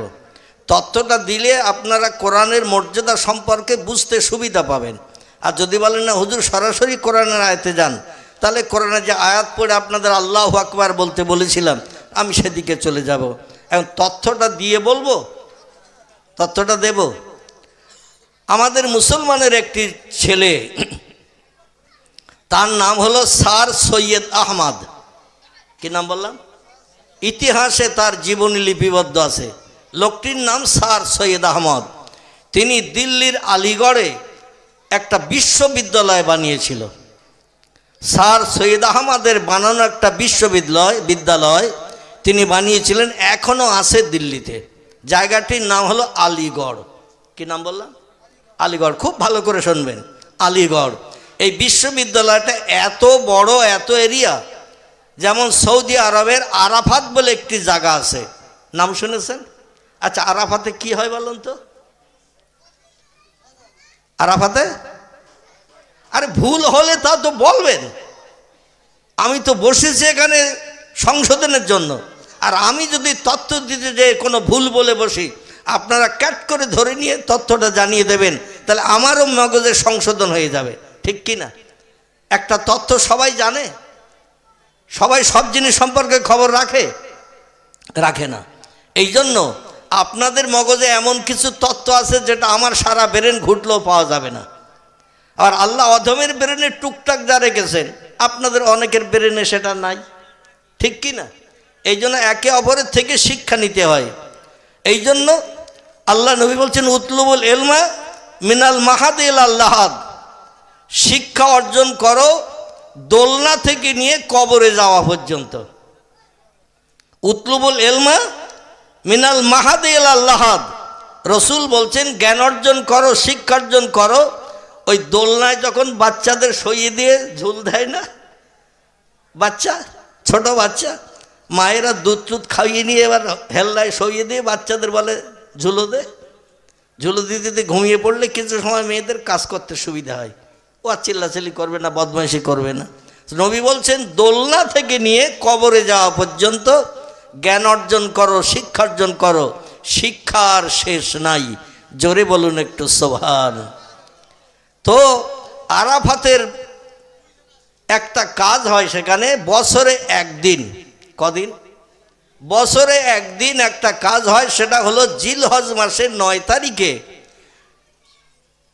25 থেকে 30 লক্ষের উপরে মানুষ, কোনো সময় 45-50 লক্ষ হয়ে যায়। মানে যে বছর যেমন হাজিদের আগমন হয়, মক্কা মুকাররমায় আশেপাশে যেখানে যত বাসায় থাকে হাজিরা, পৃথিবীতে 57টা শুধু মুসলিমদের দেশ আছে। কটা বললাম? 57টা মুসলিমদের দেশ আছে। সব দেশের থেকে কম বেশি 2000, 1000, 4000, 5000 এরকম সব হজ করতে যায় না যায়। তো সব দেশ থেকে গেলে সব হাজি এবং সৌদি আরবের মানুষ, পার্শ্ববর্তী এলাকার মানুষ, তারা সব একসঙ্গে যখন আসে তখন 35-40 লক্ষের উপর মানুষের সমাগম হয়। এই টোটাল মানুষকে নিয়ে বিল্ডিংয়ে একটাও লোক থাকে না, কোনো বাসা ঘরে একটাও লোক থাকে না, মক্কা শরীফে একটাও হাজি থাকে না, সব চলে আসে আরাফাতের মাঠে জিলহজ মাসের 9 তারিখে। কবে বললাম? জিলহজ মাসের 9 তারিখে কোনো হাজি কোথাও থাকে না, সব চলে আসে আরাফাতের মাঠে। এখানে 2 রাকাত নামাজ পড়িয়ে হাজির সার্টিফিকেট দেওয়া হয়। জোরে বলুন সুবহানাল্লাহ। এই আরাফাতের মাঠের পার্শ্ববর্তী এলাকায়, আরাফাতের মাঠের পাশে একটা আরবি বিশ্ববিদ্যালয় বানানো হয়েছে। আরবি বিশ্ববিদ্যালয়, বিশ্ববিদ্যালয়টির নামকরণ করা হয়েছে উম্মুল কোরা। কি নাম বললাম? একটু জোরে বলেন, তাহলে মনে থাকবে অনেক সময়। আর আমার কথা শুনে চুপ করে বসে থাকলে এ মাইকে আওয়াজ বেরিয়ে যাচ্ছে ওই পর্যন্ত, এর পরে আর মেমোরিতে আসবে না। তো মুখে যদি উচ্চারণ করেন কিছু সময়ের জন্য থাকবে মেমোরিতে। এই বিশ্ববিদ্যালয়টির নামকরণ করা হয়েছে উম্মুল কোরা। কি নাম বললাম? উম্মুল কোরা। এই বিশ্ববিদ্যালয়টার এই মাথা থেকে ও মাথা পর্যন্ত পায়ে হেঁটে দেখতে গেলে 1 দিন সময় লেগে যায়। কদিন? 1 দিন। কারণ মুসলমানের এতদিন এত বড় বিশ্ববিদ্যালয় পৃথিবীর কোনো দেশে বানায় নাই। এরা জানতো বাপ মরে গেলে কোরআন শরীফ খতম করতে হয়, মা মারা গেলে কোরআন শরীফ খতম করতে হয়, কবরের পাশে যে লাশ দাফন করে আল্লাহর কাছে দোয়া করে কোরআন শরীফের মোনাজাত করতে হয়, এবং শবে বরাতে 1 খতম পড়িয়ে মৃত ব্যক্তির জন্য বকশিয়ে দিতে হয়। কোরআন শুধু মৃত ব্যক্তিদের বকশানোর জন্য, মৃত ব্যক্তিদের আত্মার কল্যাণের জন্য দোয়া মাগফিরাত করতে হয়, মসজিদে নামাজ পড়তে গেলে সূরা কেরাত পড়তে হয়। কোরআন এই কাজের জন্য এসেছে। কিন্তু ডক্টর রামনারায়ণ শাস্ত্রী বলছেন ইট ইজ দ্য কি, এটা হলো তার একটাই মাত্র চাবি, এটা হলো তার একটাই মাত্র উপায় to the solution of all Indian ills. সারা ভারতের মানুষ যত রোগে বেমারিতে অসুস্থতায় আছে সব রোগের ঔষধ কোরআনের ভিতরে আল্লাহ ঢুকিয়ে দিয়েছেন। জোরে বলুন সুবহানাল্লাহ। তাহলে এখানে একজন উচ্চশিক্ষিত হিন্দু পণ্ডিতের কথা মোতাবেক আমরা বুঝতে পাচ্ছি যে কোরআন শুধু মৃত ব্যক্তির জন্য দোয়া করার জন্য নয়, মসজিদে শুধু নামাজ পড়ার জন্য নয়, কোরআন রোগ বেমারি থেকে ট্রিটমেন্টের জন্য ওষুধ হয়ে এসেছে। জোরে বলুন সুবহানাল্লাহ। আমার ভাইরা, যখন তাম ভারতবর্ষ বিশাল এরিয়ার ভারতবর্ষ ছিল, আফগানিস্তান ভারতে ছিল, পাকিস্তান ভারতে ছিল, বাংলাদেশ ভারতে ছিল, শ্রীলঙ্কা পর্যন্ত ভারতের আন্ডারে ছিল। এই সময়ে প্রথম বাংলা ভাষায় কোরআন অনুবাদ করেছিলেন যিনি, প্রথম বাংলা ভাষায় কোরআন লিখলেন যিনি, কারণ কোরআন হলো সৌদি আরবের ভাষা। কোথাকার ভাষা? সৌদি আরবের ভাষা। ওরা আরবিতে কথা বলে, ওদের মাতৃভাষাই আরবি। এই সৌদি আরবের ভাষা এখানে বর্ণনা করলে পড়লে আমরা কেউ বুঝতে পারবো না যত সময় বাংলায় অনুবাদ না করা হবে। তো প্রথম বাংলায় যিনি কোরআনে অনুবাদ করেছিলেন, আমাদের মুসলমানের ঘরের কোনো আলেম হাফেজ কারি মুফতি নয়, প্রথম বাংলা ভাষায় কোরআন অনুবাদ করেছিলেন যিনি, তার বাড়ি ছিল পূর্ব বাংলার ময়মনসিংহ। কোথায় নাম বললাম? পূর্ব বাংলার ময়মনসিংহ জেলায়। এই লোকটি কোনো মুসলমানের ঘরের ছেলে নয়, এ ছিল একটা হিন্দুর ঘরের ছেলে। আমার ভাইরা, তিনি গিরিশচন্দ্র সেন বলে তার নাম। কি নাম বললাম? গিরিশচন্দ্র সেন। কোনো মুসলমান কোরআন বাংলায় অনুবাদ করেনি, প্রথম বাংলায় অনুবাদ করেছিলেন গিরিশচন্দ্র সেন, হিন্দুর ঘরের ছেলে। তাহলে কোরআন না পড়লে, কোরআনের মানে মতলব না জানলে ও কোরআন বাংলায় অনুবাদ করতে পারবে? তারপর আরেকজন ব্যক্তির নাম বলি, তার নাম আচার্য বিনয়া ভাবে। কি নাম বললাম? আচার্য বিনয়া ভাবে, একজন হিন্দুর ঘরের ছেলে। সে বাংলায় কোরআন অনুবাদ করলো। কারণ কোরআন যে মহামূল্যবান সম্পদ, সোনা দানা হিরে জহরত মণি মাণিক্য থেকেও কোরআনের দাম বেশি না কম? আমরা তো বুঝি না। কোরআন কাগজে ছাপানো, দাঁড়িপাল্লায় ওজন করলে 500-700 কি 1 কেজি হবে, ব্যাস এই। কিন্তু তারা বলছেন দুনিয়ার সমস্ত সম্পদের থেকে কোরআনের দাম বেশি। পয়গম্বর মুহাম্মদ রাসূলুল্লাহ বলছেন, তাম পৃথিবীর সোনা দানা হিরে জহরত মানি মাণিক্য কাঞ্চন, যত দামি দামি গুঁড়ো গুঁড়ো পাথরের দাম কোটি কোটি টাকা, এই পাথরগুলো যদি দাঁড়িপাল্লার একদিকে চাপানো হয় আর কাগজে লেখা কোরআন যদি আর একদিকে চাপানো হয়, মণি কাটা কোন দিকে ঝুঁকবে? মানে বলতে হয় তাই বলছেন, একটু চিন্তা ভাবনা করে বলেছেন যে সামান্য কাগজে লেখা 30 পারা কোরআন, 114টি সূরা, 6666টি সেন্টেন্স বাক্য আয়াত, এই জিনিসটা একদিকে ছাপানো হয়েছে। আর দুনিয়ার দামি মহলভর সোনা রূপ হিরে জহরত মণি মাণিক্য কাঞ্চন যত দামি দামি একেবারে সেই পরশমণি পাথর থেকে শুরু করে কোটি কোটি টাকা যার মূল্য দাম, আমি শুনেছি, গল্পে শুনেছি, আল্লাহ বেশি জানেন, সাপের মাথায় থাকে কি? মানিক। আচ্ছা আমরা দেখেছি কেউ কোনোদিন? কথা বলতে হবে, দেখেছি? আচ্ছা মানিকটা কি তাও আমরা কোনো তথ্য পাইনি, তবে শুনেছি সাপে মাথায় করে নিয়ে রাখে। এর মালিক যদি কেউ হয় তারা জায়গা জমির দরকার আছে? আছে? কিছুর আর প্রয়োজন আছে? কোটি কোটি মিলিয়ন বিলিয়ন ডলারের থেকেও মানিকের দাম বেশি। তো এই মানিকের যেমন দাম বেশি, বিলিয়ন মিলিয়ন মিলিয়ন ডলারের থেকে একটা মানিকের দাম যেমন বেশি, আল্লাহর কোরআনের দামও দুনিয়ার সমস্ত নামি দামি পাথর মানিকের থেকেও বেশি। জোরে বলুন একটু সুবহান। এই কোরআনের জ্ঞান মানুষের মগজে ঢোকানোর জন্য আমাদের মুসলমানের ঘরে একটা ছেলে, লোকটির নাম স্যার সৈয়দ আহমদ। কি নাম বললাম? স্যার সৈয়দ আহমদ। দিল্লির আলিগড় বলে একটি জায়গা, সেখানে একটা বিশ্ববিদ্যালয় বানালেন মুসলমানদের মগজে কোরআন শরীফের তত্ত্ব ঢুকিয়ে দেওয়ার জন্য।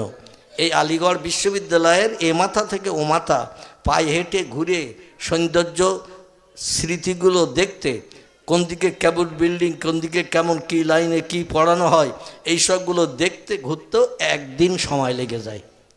পায়ে হেঁটে ঘুরে দেখতে একদিন সময় লাগে। আচ্ছা আমাদের এখানে এই রকম কোনো বিল্ডিং আছে যে 3 ঘন্টা সময় লাগে ঘুরে দেখতে? আছে? 2-5 মিনিট 10 মিনিটের ভিতরে দেখা হয়ে যাবে না? যাবে না? এত বড় বিশ্ববিদ্যালয় বানালেন স্যার সৈয়দ আহমদ মুসলমানদের মগজে আল্লাহর কোরআনের জ্ঞান ঢোকানোর জন্য। জোরে বলুন সুবহানাল্লাহ। তবে বর্তমান দুর্ভাগ্যের সঙ্গে একটা তথ্য আপনাদের কাছে দিই, এখন সে আলিগড় বিশ্ববিদ্যালয় মুসলিম শূন্য, মুসলমানেরা পড়াশোনা করতে যায় না। তা ইহুদি খ্রিস্টান থেকে শুরু করে বিদেশিরা এই আলিগড় বিশ্ববিদ্যালয়ে এসে জ্ঞান অর্জন করে, শিক্ষা অর্জন করে, বড় বড় ডিগ্রি নিয়ে তারা আপন আপন দেশে যে বড় বড় হায়ার এডুকেটেড চাকরিজীবী হয়ে তারা তাদের দেশে চাকরি করছে। মুসলমান পড়তে যায় না, মুসলমান ছাত্র পাচ্ছে না, কারণ মুসলমানেরা এরা পছন্দ করে একটা কাজ, সে কাজটা হলো কাদামাখা কাজ। কি কাজ? মুসলমানেরা কাদামাখা কাজ পছন্দ করে। তার কারণ হলো মুসলমানরা চাষবাসটা পছন্দ করে বেশি। আমাদের পয়গম্বর মুহাম্মদুর রাসূলুল্লাহ সাল্লাল্লাহু আলাইহি সাল্লাম জানিয়েছেন, সংসারের উন্নতির 10 ভাগের 9 ভাগ হলো ব্যবসায়। খুব ভালো করে শোনেন, সংসারের উন্নতির 10 ভাগের 9 ভাগ হলো ব্যবসায়, আর সংসারের উন্নতির 1 ভাগ হলো চাষে। ক ভাগ? আচ্ছা আমাদের পয়গম্বরের কথা মিথ্যা তো নাকি? কোরআনের কথা যেমন সত্য, আমাদের পয়গম্বরের কথাও তেমন সত্য। যদি কেউ বলে মোহাম্মদের এই কথাটা মেনে নেওয়া যাচ্ছে না, বর্তমান জ্ঞানের যুগে মোহাম্মদ একটা ভুল তত্ত্ব দিয়েছে, ইসলাম শরীয়তের ফতোয়ার কেতাব মোতাবেক লোকটা কাফের হিসাবে বিবেচিত হবে। আর কাফেরের ঠিকানা কোথায় হবে? কাফেরের ঠিকানা হবে জাহান্নাম। এই জন্য কোরআনে যত তথ্য লেখা আছে, পয়গম্বর মুহাম্মদুর রাসূলুল্লাহ সাল্লাল্লাহু আলাইহি সাল্লামের জবানিতে যত হাদিস লিপিবদ্ধ আছে, কম বেশি 3.5 লক্ষের মতো। কতটা বললাম? 3.5 লক্ষের মতো নবীর জবানি হাদিস সহিহ হাদিসের কেতাবের ভিতরে লিপিবদ্ধ আছে। একটা হাদিস কেউ যদি বিশ্বাস করতে আপত্তি দর্শায়, লোকটা কাফের সাব্যস্ত হবে, আর এর ঠিকানা হবে জাহান্নাম। আল্লাহ যেন আমাদের সকলকে হেফাজত করেন। সকলে বল আমিন। জোরে বলুন আমিন। এই আলিগড় বিশ্ববিদ্যালয়ের একটি তথ্য আমি আপনাদের কাছে পরিবেশন করি, কোরআনের আয়াতের দিকে এগিয়ে নিয়ে যাব। আলিগড় বিশ্ববিদ্যালয় তখন রমরমিয়ে চলছে। আমার ভাইরা, স্যার সৈয়দ আহমদের প্রতিষ্ঠিত আলিগড় বিশ্ববিদ্যালয় মুসলমানদের ঘরের কীর্তি সন্তান। মুসলমানদের শিক্ষিত করার জন্য, মুসলমানদের জ্ঞানী করার জন্য, আল্লাহর কোরআনের জ্ঞান মুসলমানদের মগজে ঢোকানোর জন্য এই বিশ্ববিদ্যালয়টা প্রতিষ্ঠা করেছিলেন আর মুসলমানেরা তখন ওখানে পড়াশুনো করতো, মুসলমানেরা বানিয়েছে বলে। ভিন ধর্মাবলম্বীরা ওখানে শিক্ষা নিতে যেত না, বল মুসলমানদের ধর্মগ্রন্থ কোরআনের শিক্ষা হবে, আমরা কোরআন শিখে কি লাভ করবো, ওখানে পড়বো না। কেউ আলিগড় বিশ্ববিদ্যালয়ে বিধর্মীরা পড়তে যেত না। এই রকম সময় ওখানে হায়ার এডুকেটেড উচ্চশিক্ষিত চাকরিজীবী যারা ছিল, যারা চাকরিজীবী ছিল, সুপারিনটেন্ডেন্ট ছিল, অধ্যক্ষ ছিল, অধ্যাপক ছিল, নামি দামি শিক্ষিত মানুষ যারা ছিল, মাঝে মধ্যে এলাকার মানুষ কোনো দরখাস্তে সই করার জন্য, কোনো কাজের ডকুমেন্ট হিসাবে আলিগড় বিশ্ববিদ্যালয়ের উচ্চশিক্ষিতদের কাছে ভাইস চ্যান্সেলর যারা ছিল, প্রফেসর যারা ছিল, অধ্যক্ষ ছিল, সুপারিনটেন্ডেন্ট ছিল, বিশ্ববিদ্যালয়ের হেড অফ দি ডিপার্টমেন্ট, এনাদের কাছে অনেকে দরখাস্ত নিয়ে যেত, অনেকে কোনো জিনিস নিয়ে যেত, একটু সই করে দেন স্যার, অমুক অফিসে জমা দেব। আর বিশ্ববিদ্যালয়ের হেড অফ দি ডিপার্টমেন্ট যিনি প্রধান, এনার সই করা কাগজ কোনো জায়গায় জমা দিলে অন্য শিক্ষকেরা বা শিক্ষিত ব্যক্তিরা ওতে আর কোনো দ্বিধাদ্বন্দ্ব করতো না, সঙ্গে সঙ্গে সেটা অ্যাটেস্টেড করিয়ে দিয়ে দিত, যে উদ্দেশ্যে এসেছো সই করতে করে নিয়ে এসেছো, তোমার কাজ সফল হবে, কারণ তোমরা আসল জায়গা থেকে সই করে নিয়ে এসেছো। আর যিনি সই করতেন তিনি দেখে শুনে সই করতেন, যে কোনো বাজে কাগজে সই করতেন না।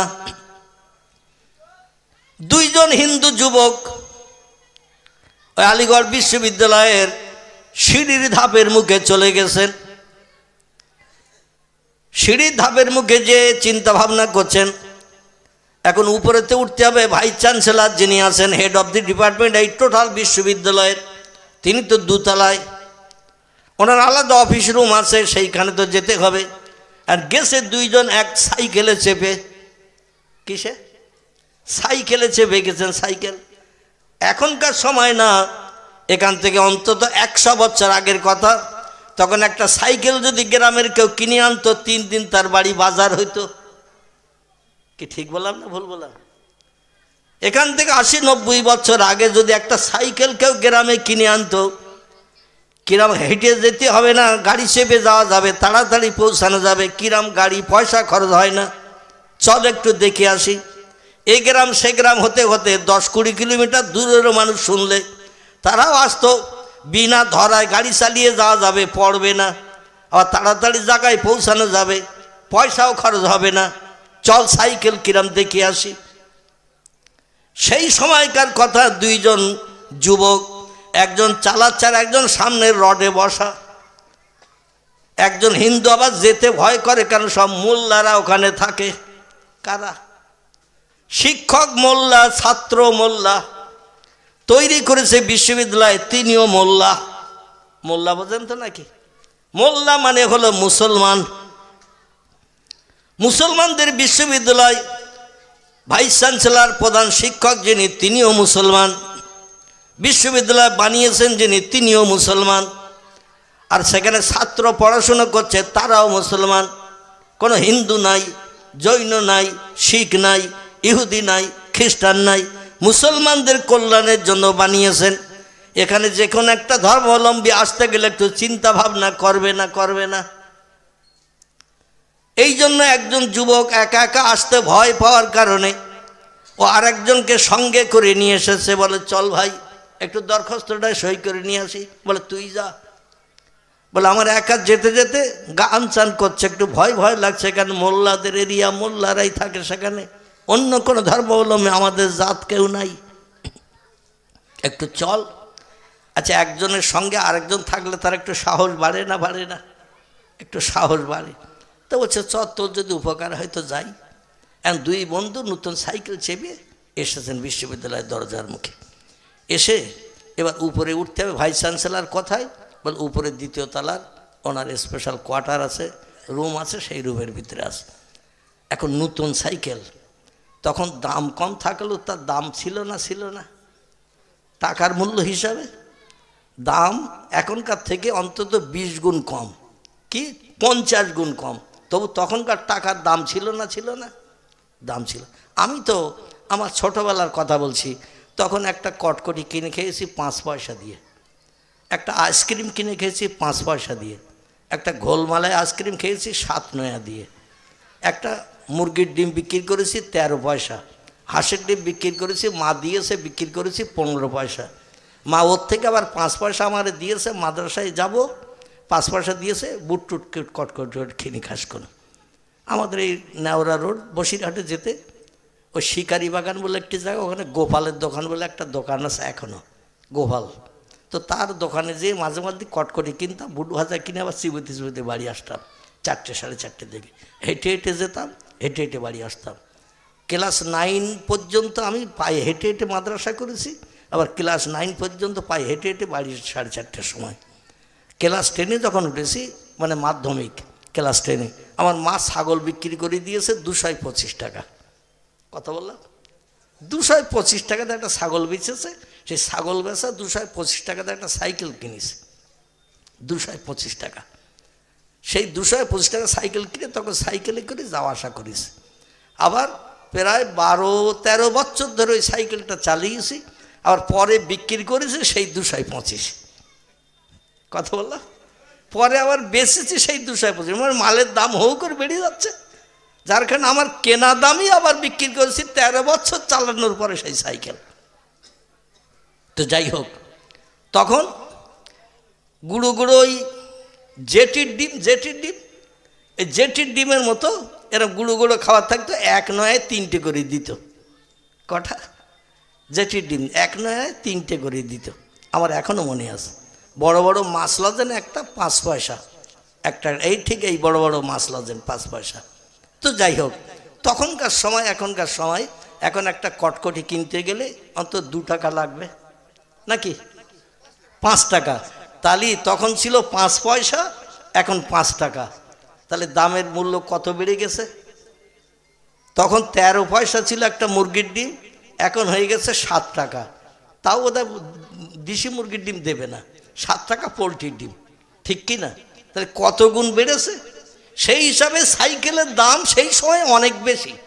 তাই বন্ধু চিন্তা করছে, এখানে সাইকেলটা পাঁচিলের রানার গায়ে সাইকেলটা রেখে সিঁড়ি দিয়ে যখন ভাইস চ্যান্সেলরের ঘরে যাব সই করতে, দরখাস্তে ঘরের ভিতরে যেহেতু স্যারের কাছে অনুরোধ করতে হবে, দরখাস্তটা দেখাতে হবে, আর উনি তো কানা না যে একটা দরখাস্ত দিলে উনি স্টাম্প বার করে স্টাম্প মেরে সই করে দেবে। জিনিসটাকে পড়বে তো নাকি, আমার জায়গা জমি লিখে নিচ্ছে, কী কী করছে এটা দেখবে না সে, কী বিষয়ে দিচ্ছে। তো সেখানে যদি 10 মিনিট 20 মিনিট সময় লাগে একটা স্টাম্প করে দরখাস্তে নিতে, ফিরে এসে আবার সাইকেলটা পাবো, তো এই সময় লাগবে না? লাগবে না? একটা দরখাস্তের সই করে আনতে 2য় তলার থেকে উপরের তলার থেকে সিঁড়ি ভেঙে আসতে হবে 18-20টা ধাপ ভেঙে।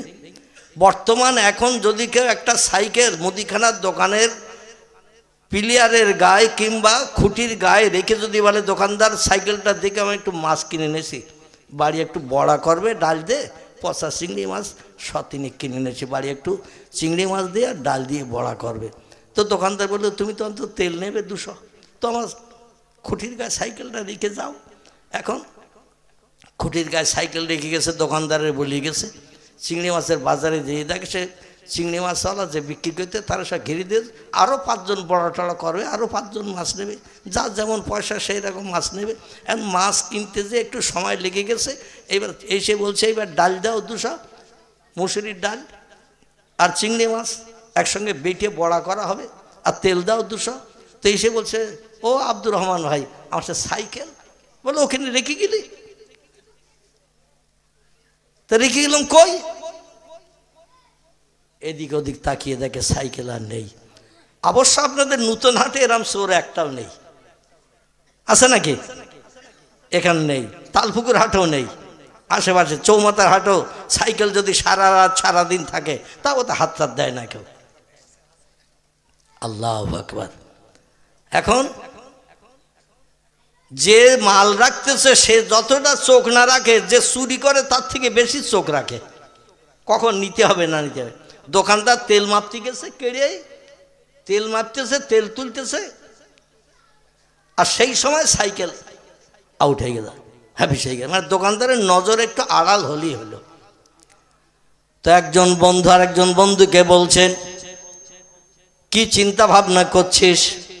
বলে, চিন্তা ভাবনা করছি সাইকেলটা, নতুন সাইকেল কিনে এনেছি, এই সাইকেলটা রেখে দ্বিতীয়তলায় উঠবো, ভাইস চ্যান্সেলরের ঘরে ঢুকবো, দরখাস্ত স্টাম্প মেরে সই করে নেব, ফিরে আসে আবার সাইকেলটা পাবো। তো যে বন্ধুকে সঙ্গে করে নিয়ে গিয়েছিল ওই বন্ধু একটু শিক্ষিত ছেলে, ও বলছে, শোন, চিন্তা করতে হবে না, ये मुस्लिम मोल्ला का जगह है, इस पर चोरी होने का कोई डर नहीं। जोरे बोलून सुभान। এটা মুসলমান মোল্লাদের জায়গা, এখানে কোনো জিনিস চুরি হওয়ার কোনো ভয় নেই, কারণ এখানে কোরআনের শিক্ষা দেয়া হয়, হাদিসের শিক্ষা দেয়া হয়, মানুষকে এখানে উত্তম মানুষ বানানো হয়। কারো মাল পড়ে থাকলেও কেউ হাত দেবে না, কারো টাকা পড়ে থাকলেও কেউ হাত দেবে না, আর যদিও বা হাত দেয় তুলে নিয়ে আসল জায়গায় জমা দেয়, যাতে মালের মালিক আবার পরবর্তীতে সেটা পেয়ে যায়। জোরে বলা যাবে না একটু সুবহান। ये मुस्लिम मोल्ला का जगह है, इस पर चोरी होने का कोई डर नहीं। হিন্দি ভাষায় বলছে, এটা মুসলমান মোল্লাদের জায়গা, এখানে চুরি হওয়ার কোনো ভয় নাই। তুমি তালা দাও আর এমনি রাখো, যেমন রাখবে তেমন থাকবে, তোমার সাইকেলে কেউ হাত পর্যন্ত লাগাবে না, কারণ পরের জিনিস না বলে হাত দিলে সে চোর হিসাবে বিবেচিত হয়। এই জন্য তোমার জিনিসে কেউ হাত দেবে না, যদি হাত দেয় তুমি আসলে হাত দেবে, তোমারে বলিয়ে হাত দেবে। কেমন সাইকেল একটু দেখি, একটু চালিয়ে দেখি নতুন সাইকেল, কিন্তু মালিক না পাওয়া পর্যন্ত মুসলমানেরা কারো মালে হাত পর্যন্ত দেবে না। আচ্ছা, সেই মুসলমান আমরা এখন আসি তো নাকি? কথা বলেন, সেই মুসলমান আমরা এখন আর নাই।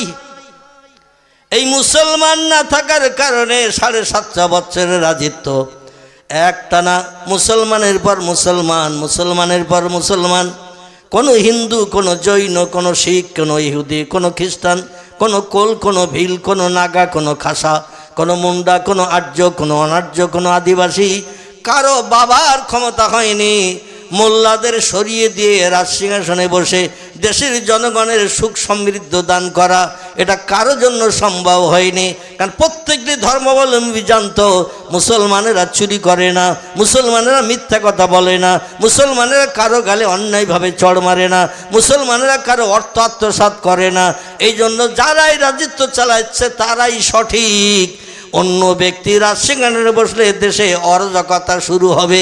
জোরে বলুন একটু আমিন, আর একটু জোরে বলুন আমিন।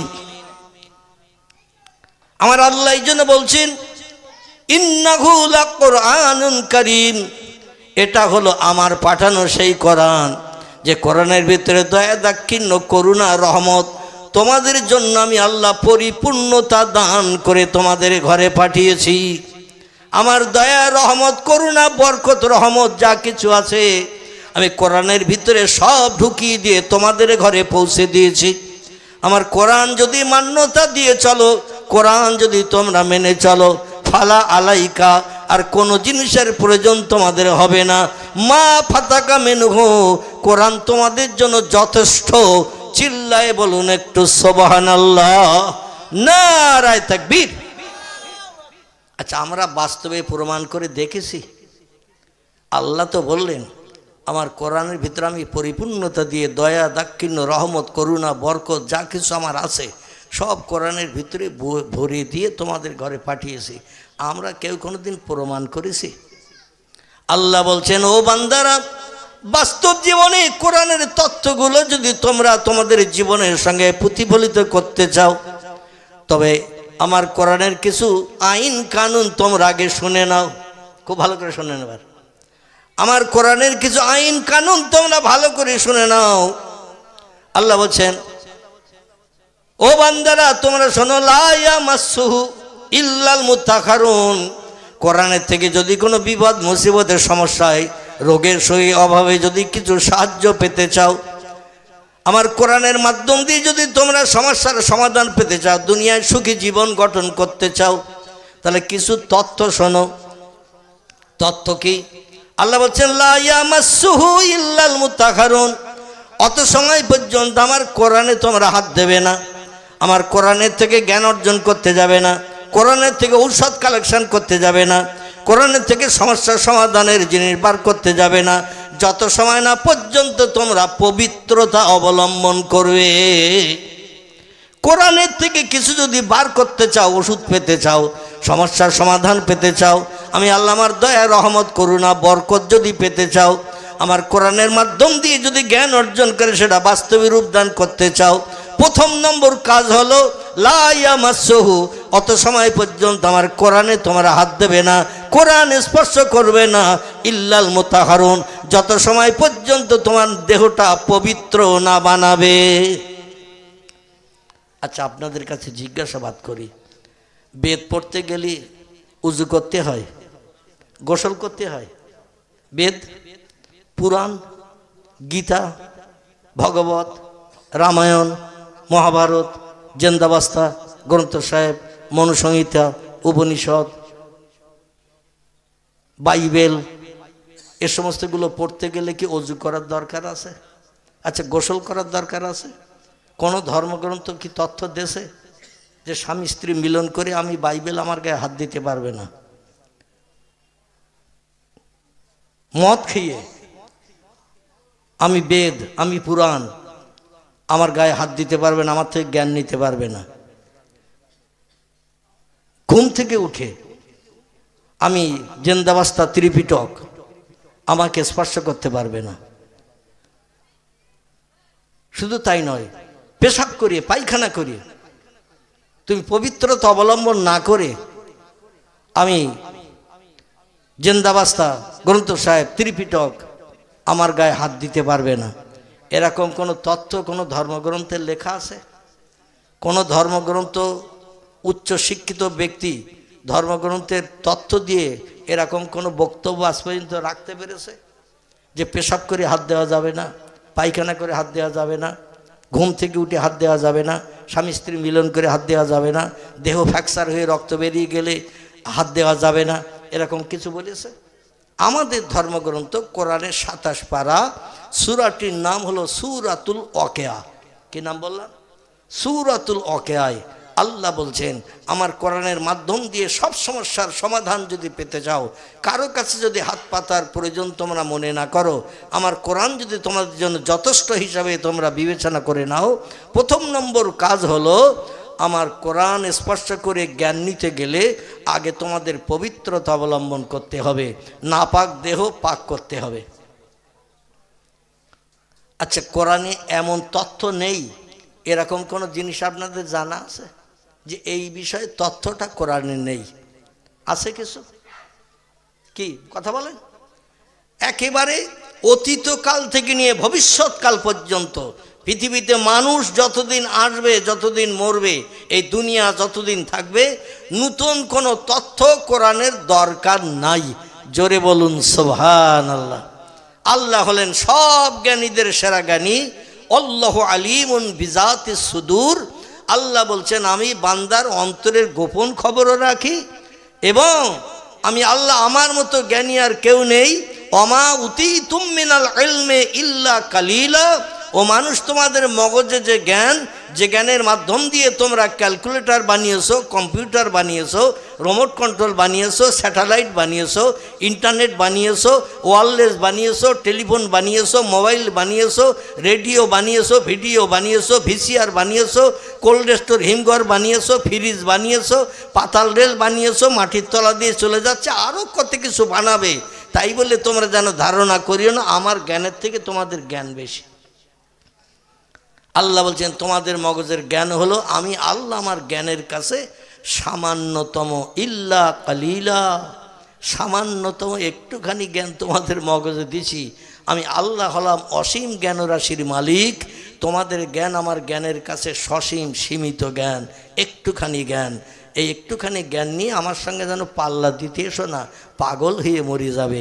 জোরে বলুন সুবহানাল্লাহ।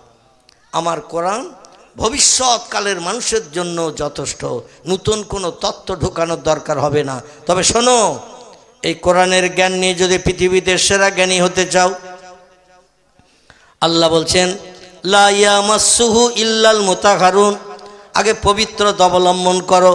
নাপাক দেহে কোরআন হাত দিও না, নাপাক দেহে কোরআনে হাত দিলে